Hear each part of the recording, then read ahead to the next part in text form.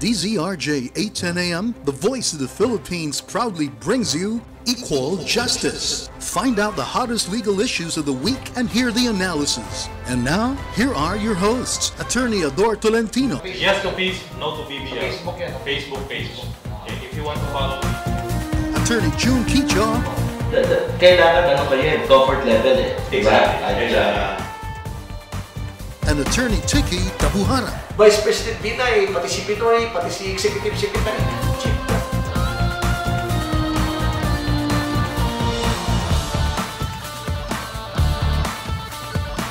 Peace and good afternoon to all our listeners. Oh, mukhang technical. Tone down the... Okay, ganado yung ating technical. Good afternoon, Panyeros. Panyero Tiki and Panyero June.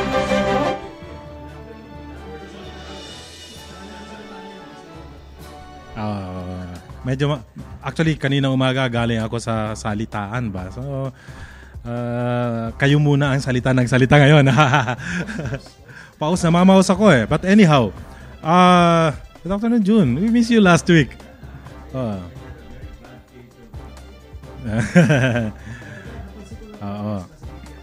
Actually, we are again on video live. This is the second episode of our show, Equal Justice, where we are on video live. So nakikita nyo po kami ngayon sa inyong mga Facebook accounts. You just have to open our Equal Justice at DZRJ 810 AM page. Okay, it's a page po. So just type in your search bar and Equal Justice and you will see us there live. So to all our Facebook friends and listeners and watchers, kaya make sure Panyero June. Yeah, make sure Panyero June that maganda angle mo dyan because you are the closest to the camera. Okay. That's why you look much bigger than us there. That is the disadvantage and the advantage at the same time. So anyhow, what's up this week? Yes, yeah. True.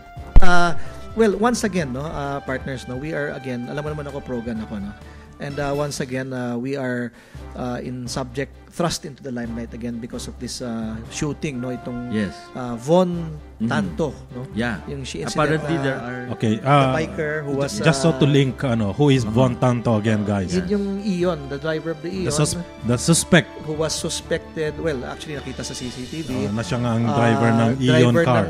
Red car, not Ion white. Ion, hindi white, yung sa akin yun. Kaya sinuspetsyahan ako baka Ion ng kotse ko. So, but anyway, there was a road rage incident, around 2 weeks ago na itong si reserve officer of the army, si Von Tanto. Was actually apprehended for killing, shooting a biker who crossed his path while he was driving his car sa Manila. Yes. Okay, so sa madaling salita, the video went viral. Ito sa CCTV along a road in Manila. Yes. And nakita na nag-away muna sila, suntukan sila doon sa kinatsa ng bike, nag-usap muna sila, nagsigawan.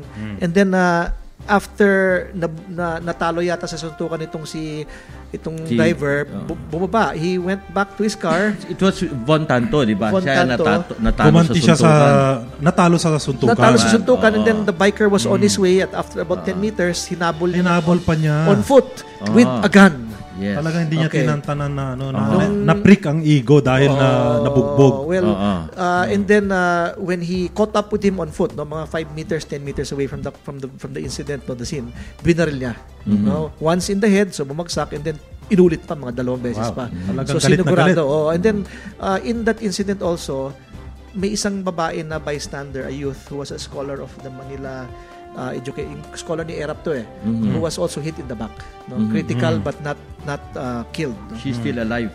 Pero buhay pa siya. So luckily hindi siya na seriously injured, but she's recovering now in the hospital. But yun nga, parang once again as a pro-gun advocate and as a host of this program, we are again thrust into this situation na itong pagmamayari ng baril, can the civilians be trusted with ownership of firearms, 'di ba? Kasi yung responsible gun ownership. Si Von Tanto was is a reserve army.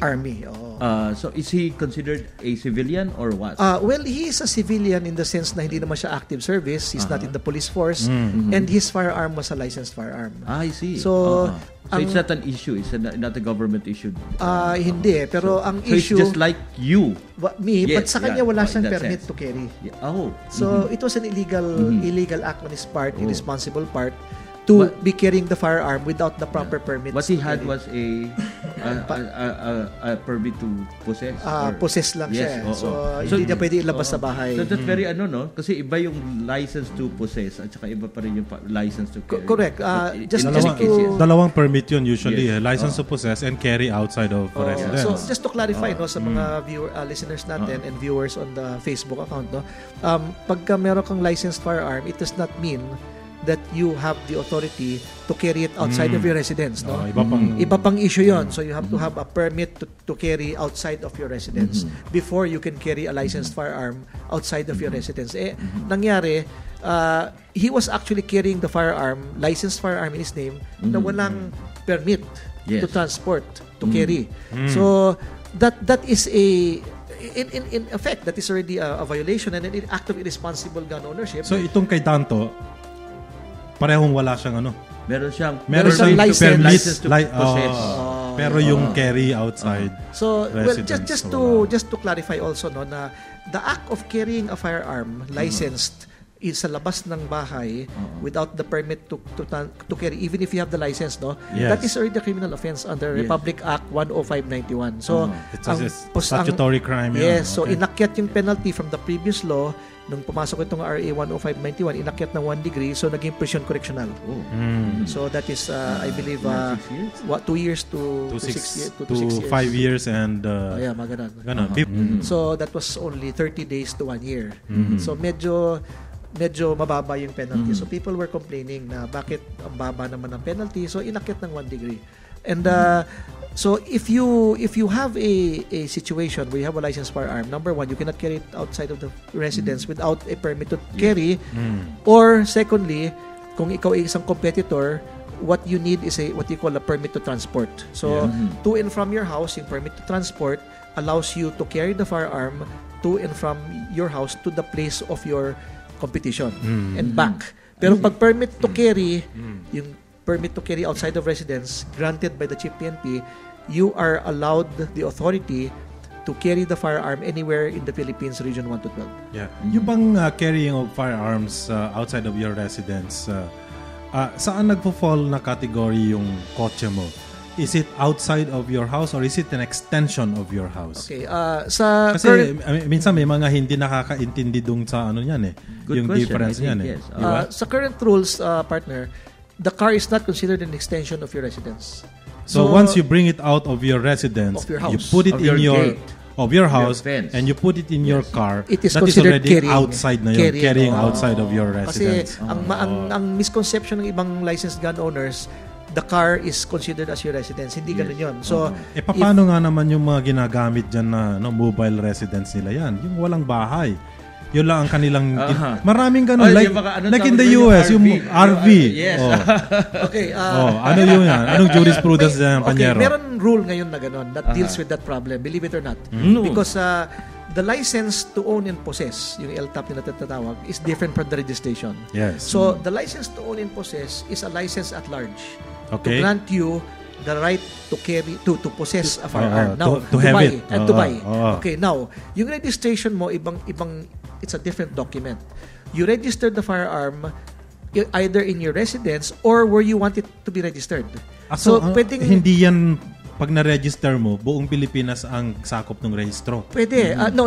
Bale, localized you can choose. Yes. Where you want the firearm to be registered. In other words, if I have a house in Tagaytay and you can a choose house in Forbes Park, I have a choice whether to register it in Cavite or in Makati. As for Tagaytay or as for... Or anywhere else where you want. Pwede yan, by choices. So wala dapat nexus to a residence or a temporary abode or wala. Okay, ang alam kung gusto ko parehistro sa Tawi-Tawi, taga Manila ako. okay lang. Walang restriction sa as batas long as yun. you keep it in Tawi-Tawi. Hindi, pero ganito Kaks dyan. When you register the firearm to a certain place, whether residence or whatever, they will, the PNP, Firearms and Explosive Office, will ask for proof of billing. Yes. Proof of residence doon. So, halimbawa, meron kang i-register ka sa Tawi-Tawi, nakatira ako sa Quezon City. They will ask you for your proof of Meralco or water billing in Tawi-Tawi. Na taga doon ka o PLDT so mo. In a way, there should be some sort It of has to be connection. connection dyan. Pero, hindi pwedeng gusto ko lang doon without any nexus naman. Ito exceptions yan. For example, farms. Kasi a lot of us have farms Di ba, meron kang resident sa Makati, resident ka na Quezon City, may farm ka sa Batangas. Pwede yon. Yeah. They will allow that because some rifles are farm use Yes. So, dinalagay doon, shotgun, rifle, pang hunting. So, nilalagay sa farm, pwedeng i-register doon. But, to be honest, candid about that, what you just mentioned, sa Danau, there really always been an illegal arms manufacturing trade there. Okay, Yes. but it has been legalized in recent years. So, Meaning itong may permit na may sila mga to permit na. manufacture. Meron. Also, shooters, mga shooters, in shooters, and then, pati some other firearms, they actually make in Danau, and then ina-assemble sa Cebu, and then they export it. Pinibili dito sa NCR o sa abroad. Dapat naman kasi, hindi naman totally banned naman ang gumawa ng baril. Ang nagbaban lang yan, yung mga ayaw ng competition. which brings us true, to... diba? I mean, kung ialaw mo yung mga maliliit na manufacturers, di parang nababawasan din ng market itong mga big manufacturers. Parang sa drugs din, no? Sa drugs Exactly. din. So anyway, back to what's his name again? Von Tanto. Tanto. Yung pa talagang pangalan niya, parang Von Tonto, no? Alam mo kung sinong abogado niya? Yes. Yung abogado niya, guest natin. Si Attorney Trixie. Si Angeles Cruz. Guest natin. Nagano na nga si Attorney Trixie sa Facebook niya. Nag-announce na siya. Nag-announce na wag na hindi naman. Hindi na siya magsasalita from hands-on kasi her client is innocent. hindi niya sinabi. Sinabi naman niya, in fairness, na inadmit na ng client niya yung kanyang participation. So, anong habol niya? So, habol lang siyempre is protected yung rights. Mitigating the rights. Protect the rights of an artist. Protect the rights So, and imbis mitigate. na- Ganun naman yung trabaho ng abogado. Hindi naman tayo magikero.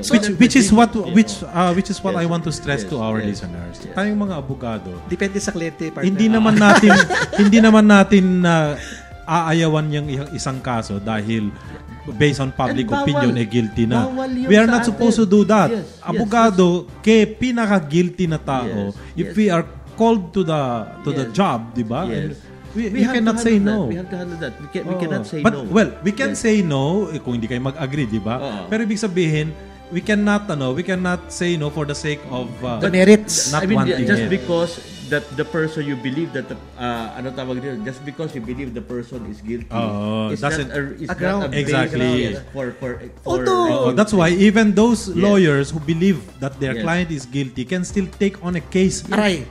Pwede. Aray. Aray. Pwede. Aray. Aray. Parang naalala ko to yung RCBC. Naalala ko to yung RCBC. Naku, aray. because our job is to protect the rights. Exactly. Kasi I think And just- Saka isa pa. na-explain ko sa monologue ko yan last time. Isa pa, depende partner. Isa pa, depende rin sa retainer fee.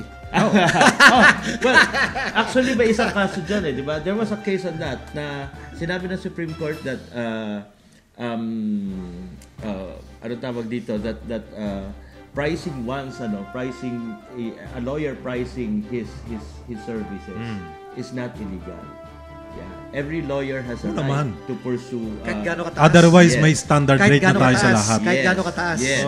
Kahit 1 million na acceptance mo, Yes. kung Oo. feeling mo, Ito ang worth Estelito ko diba? Mendoza It's ka, my di worth. 1 million diba? na. Di 1 million. Ganon. Kung pang Acceptance 20,000 ka pa lang, nasa sayo rin yan. Kung si Erap, 100 million na acceptance. Is Yun. that ethical?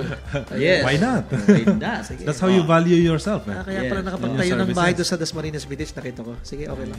Yung abogado niya. Abogado. Inggit tayo. Ako, Quezon City lang ako, kaya doon lang ako sa 20,000. But going back to your question, you were mentioning that he was arrested, itong si Yes. Von Tanto. ano na siya? Nasa custody ba siya ngayon? O, I have been very vocal on this issue, no, na itong invited, there was no basis to arrest him. Yes. Because the crime had been committed 3 or 4 days ahead. Walang warrant of arrest. Wala nang, hindi pwedeng inquest. Wala nang hot pursuit yun. Dapat, it should be preliminary investigation. Yes. So, nung hinuli siya by elements of the Philippine Army, unang-una, wala silang authority to arrest. Police ang nag-aresto with authority na either the crime was committed in your presence or immediately committed thereafter and you're in hot pursuit or you have personal knowledge of the commission of the crime. Baka naman kasi yung CCTV clip nung incident is already a substantial compliant to actually being committed in your presence. Ito, That's an interesting. Ito partner. Yung sinasabi kasi ni, teka, ayoko sana, kaibigan ko si Colonel Coronel kasi doon sa MPD, kaibigan ko si Joel. UP Law yun UP Law kasi yun lawyer. Sabi ko kay Colonel, doon sa asawa niya, kay Sandy Olaso Coronel, who teaches criminal procedure. Kasi asawa pala. Asawa ni Sandy. Sabi ko kay Sandy, sabi ko doon sa Facebook, sabi ko, anong basis ng pagka-aresto ng is he going to be killed? Sabi hindi naman. Pero hindi kaya para sa protection niya yon. Kasi imamab yun eh. Can he be inquested? Okay, unang-una hindi. Kasi the hindi inquest only occurs when you are caught in flagrante delicto or in the commission of the crime. Now, he was caught 3 days or 4 days after. Now, hot pursuit, hindi rin pwede. Kasi alam niyo kung bakit hindi pwede hot pursuit? Kasi hindi kayo hinahabol. On the day itself, they didn't even know who he was eh. Yes. Diba, nalaman 1 day later They actually searched for him. So they only found out his identity 1 day later. Somewhere along the way, some other people were dragged into it. Like itong kapatid. Bayaw. Hindi, yung owner ng Iyon na in-expose ng Top Gear. Sino may-ari? Somebody else. Hindi mo alam yung issue na yun. Hindi mo ba alam yun? Kaya nga, kalagi kitang binibiro yun sa iyon mo. Buti na lang hindi red. Kasi there is one on Facebook na meron siyang red na iyon. At pinost na ng Top Gear. Pinost na ng Top Gear na parang and then people started posting messages. Na patay na yan. Patay na. Siyempre, natakot na yung mag-asawa. Hindi kami yan kotse namin. Siyempre, pinakita yung kotse niya. Ito, walang gas-gas tong kotse ko. Teka. Ito ba yung pula na naka-mag wheels na gold? Tapos yung seat cover niya, tiger stripe. Yun. Naku, hindi naman aking ganun. Sa akin, puti eh. Yun ko, puti. But that one thing good about this incident, yung sa kotse, no? Kasi, of course, as you know, I drive an Ion, matipid kasi. But one thing good about this incident, hindi na ako binubuli. Promote mo nga yan. Hindi na ako binubuli sa ng mga driver. Kasi dati binubuli ang maliit ang kotse. Ngayon wala na, takot na sila. Kasi baka raw killer yung nagmamadali. Napalunok ako ng kape ko doon. Ang sikreto dyan, lagyan mo rin ng gold. Tama yun. Gawin mong gold yung mag wheels mo. Sabay red. Saka tiger stripes. Naman, zebra naman ngayon. Katatakutan na pala kayo ngayon. It's good time now to buy that brand of car. And then ito, di ko pinaplaga, no? Pero may nag-text sa akin, yung dealer ng ganun, ang down payment niya ngayon is only 12,000. 12. Tapos 10,000 yung monthly. So it's very affordable. Even the main monthly, 10,000. Kahit pwede mo bili. Magandang pang second car yan. Yes. In fact, I'm thinking buying another one para dalawa kami ng Ako kasi happy na. Happy ako sa second car ko eh. Di ba dapat iba yung brand mo kasi iba-iba nga tayo ng brand eh. Oo nga. Well, anyway, as a final word, maswerte pa rin siya, I mean, I agree with you na mali yung ginawa, pero maswerte pa rin siya kasi buhay siya. Okay, now that... kasi alam mo, sa tingin ko, he will be subjected to mob. Ano reklamo pa ba tayo? Kasi, actually, ang sabi ng... He will be fed to the mob. Ang sabi ng army, we're protecting you by arresting you because the police would have killed you. Exactly. Diba? Ganun yun diba? Dahil yung army, yung mista nila, kinuha nila para... Karoon na siya. He's already in custody. Palagay ko nga gano'n ang ginawa because the army actually do not have that exactly. the power. Hindi yan ang kanilang trabaho. They don't arrest wrongdoers. Pinotektahan yung tao nila. Parang kapatiran nila yan. Which makes sense. Sa akin which makes sense. Kasi given the spate of killings right now Yes. in the hands of the police, Yes. nakakatakot. Now, Pwede kang talagang mabulagta na lang dyan. Because and then paplantahan ka. because that's very telling. That's very telling. Nagdudurog pala to. Was that an There would have official been another statement? angle, I'm telling you. Yeah, that, was that an official Okay, statement? Okay, on the ito part of off the army? record, Yes, Off the record, pero nakaradyo. Naka-video ha. Naka-video pa. Baka marinig ko ni Duterte, baka patayin ako. Hindi. I was chatting with the state prosecutor when he was arrested. Sabi ko, bro, is this illegal yung ginawa? Parang hindi Sabi hindi nga. Paano mo inaresto in the act? Hindi naman siya caught in the act. Sabi niya, bro, ganito yan. Pinantahan siya ng droga. Okay, off the record lang yan. Okay, we don't know what happened, no?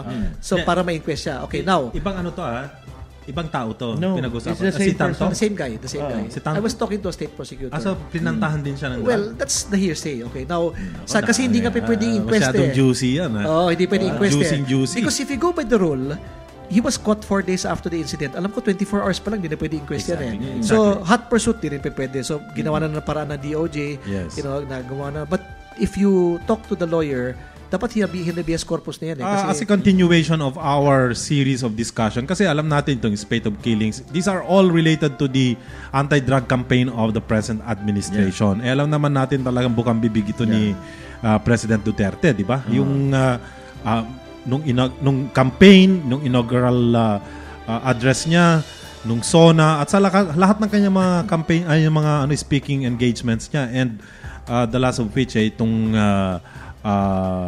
speech niya before the central command ng AFP sa Visayas, particularly in Cebu.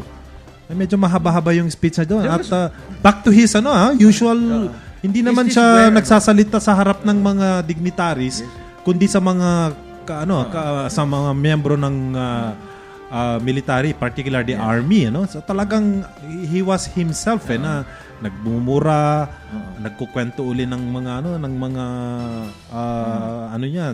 ginagawa niya, exploits niya, pati yung mga assurances niya in the language that is clearly understood and felt by the audience. Talagang ganun siya magsalita So I don't know if the motivation is properly done by the way the president is talking about, gawin nyo lang yung trabaho nyo. Basta so long as you do your job, wag lang yung gamitin yung power nyo as protector of the people, and you are entrusted with these firearms to defend the constitution, defend the country, maintain peace and order. So long as you are keep doing that, sagot ko kayo, parang ganun So in the process of maintaining peace and order, kung may kailangan mamatay, sagot ko kayo. Okay, I would like to comment on that. Okay, kasi for me, it sends the wrong signal Yes. When you say that I am the commander-in-chief, I am the president, and sagot ko kayo, I have your back, as long as you do what you have to do, ano man yon, I will take care of you. Ibig sabihin, mapaswelto kayo or mapapardon kayo. He even meant to say, I will pardon you, di ba? Yes. So, it gives license to do anything you want. Exactly. Okay, so now, that is exactly what is happening. Okay, so ngayon, patayan, ganito, ganyan. Wala nang regard for life, which we know is illegal. It's murder. It's against the law. But the condonation or the exhortation by the commander-in-chief or the president, exhorting these people, these policemen, to commit these acts, I believe, is also part of the problem. Yes. Okay, so para sa akin kasi, the president or the commander-in-chief should preach restraint or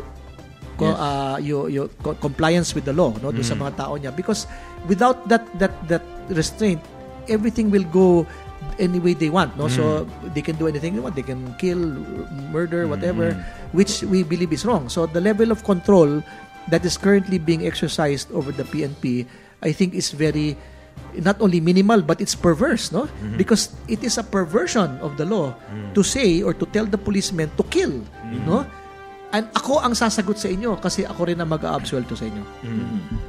I think simplistic yung yung ako hindi ko pinapanigan, pero I'm just trying to follow yung train of thought ba ng presidente na itong mga batas natin about human rights protection, etc. Sabi niya, this come into play if you are a law-abiding citizen. But if you are the cause of the law to be broken, wala kang karapatan na mag-invoke ng protection. That's wrong. Parang gano'n ang sinusundan ko yung mali train of kasi, thought niya. Mali yun kasi malinaw sa Constitution natin, you have the rights of the accused. Okay? Pek pa lang siya. Yes. Di ba? Ganun ka-clear yung ating constitutional provision on that in our Bill of Rights. Hindi naman sinabi na every citizen is presumed to be innocent kasi it doesn't make sense that you presume a law-abiding citizen. Exactly. You're a suspect charged. Yes. Kasi if you altogether remove that constitutional protection of being presumed innocent when you are an accused, then it now exposes anyone who is accused wrongfully or rightfully. Wrongfully or rightfully, and I hope hindi wrongfully kasi ang daming wrongfully accused Dami, partner, so, dami. Kawawa yun kasi kung wala siyang protection ng constitution of being presumed innocent, tuloy-tuloy na. Powerless siya as against the instrumentalities of the state. Yes. And diba? Ako, I do a lot of, I'm a litigator, no? Sa court ako lagi, I handle criminal cases.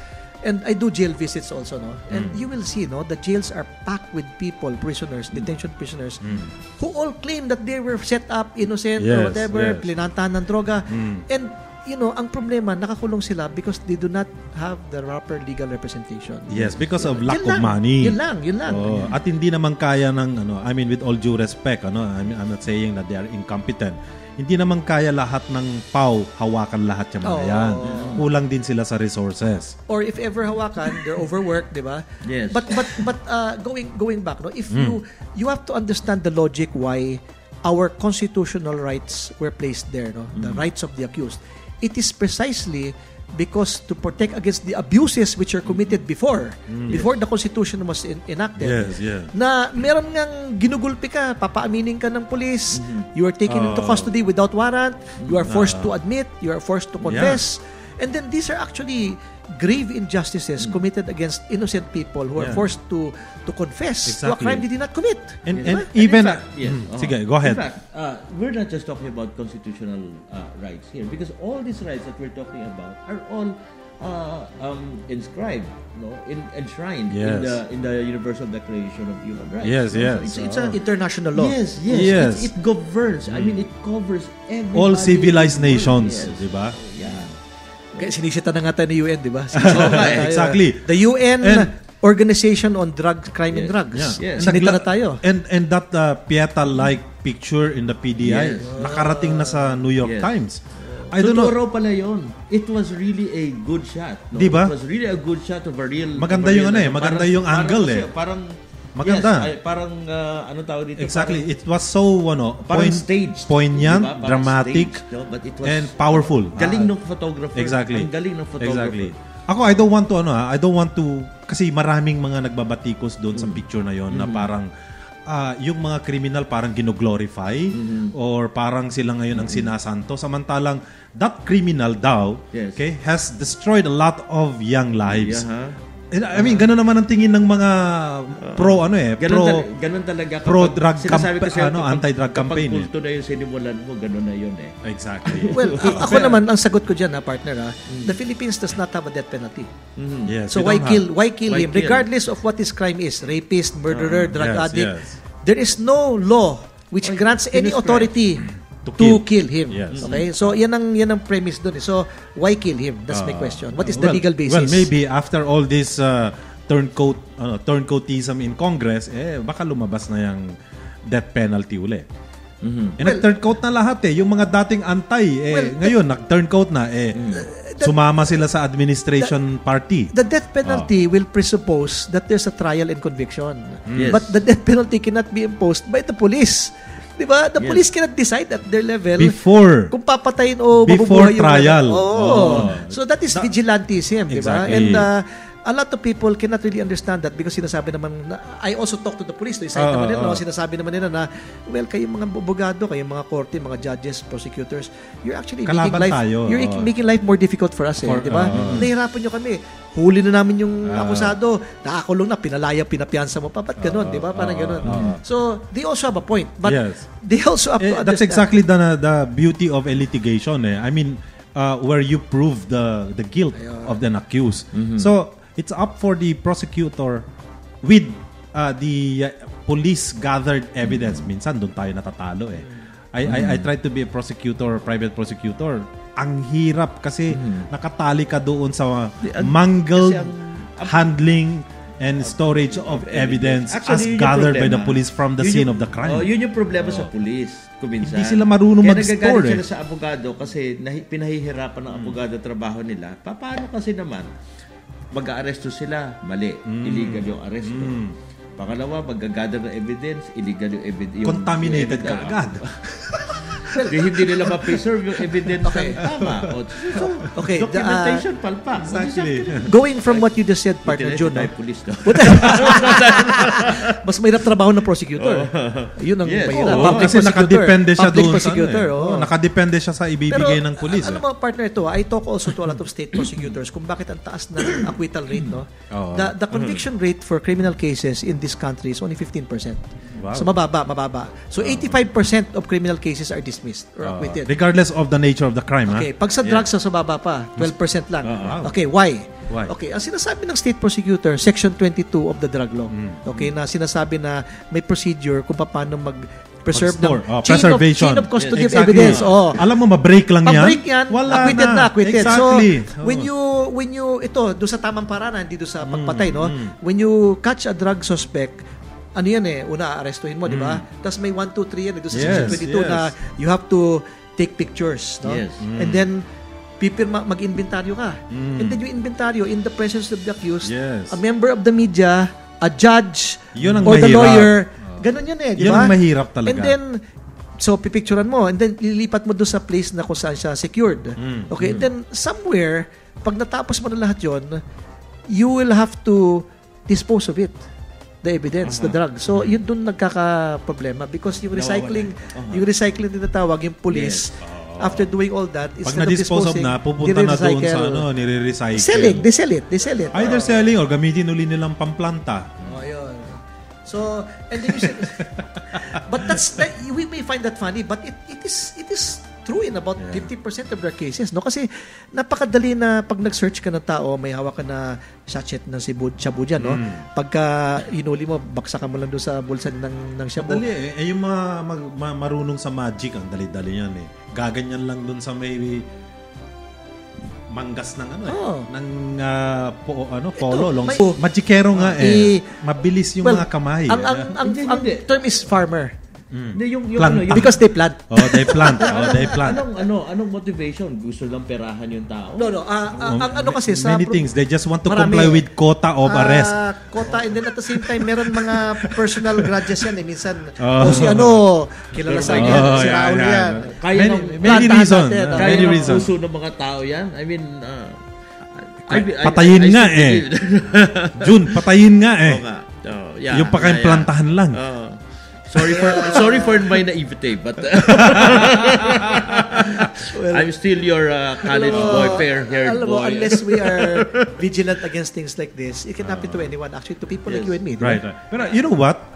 Nabanggit natin last week about the lawyer's statement against the extrajudicial killing and also the IBP. You know what? I would have wanted the IBP, and this is a shout out to our national leadership, si Attorney Rose Sechas Reyes and our governor of Southern Luzon, si Governor Bong Somera. Shout out sa kanila. Siguro more than just publishing our statement, I would have wanted the IBP to take a more active role in making sure that lawyers groups, law offices, and other organizations in the legal profession be rallied together, and sila yung mag-spearhead. Siguro mag-conduct sila ng isang malakihang seminar. Okay? Ang laki-laki naman ng hall natin sa IBP at fourth floor. Pasig, yung national headquarters natin doon. Vargas. O kung kailangan ng mas maraming lawyers, dami-daming hotel dito sa Makati, lawyers would want to pay for their food. Okay, why not, 'di ba? And spearhead yan. Tapos invite all these expert speakers, mga justices or mga private practitioners who are like Attorney Tiki Tabuhara, Attorney diba? Tolentino. Like Attorney Attorney June. June King. Hindi natin napag-usapan yung mga bayor mo na nahuli. Oo nga, no? Next lap, there's a yes. Marami pang mayor. In next fact, week. may dalawang ini-invite uli eh. Nag-surrender na ba yung dalawa Alam mo, pa? meron pa, kilala ko malaki eh. Pero parating na, pero next week na lang natin pag-usapan kasi Mas malaki na yan next week. Hindi, Let's malaki. talk about Yung isa it. malaki yung isa eh. Narinig ko, malaki Yes, eh. yes, Malaki yes. eh. Today ang hit ay si what's that? Si Espinoza. We're supposed to end now. Okay, so with that, I'd like to thank our listeners and our watchers over Facebook for being with us. Wala tayong mga callers this time kasi mukhang ayaw nilang makisalo sa ating pag-uusap. Ano ba tawag? Killing kasi, killing. Kaya medyo, hinahinay na ulit. Okay. So, It's time. yeah, this has been Attorney Ador Tolentino. Attorney Tiki Tabuhara. And Attorney June Quicho. And this is Equal Justice. Till next week.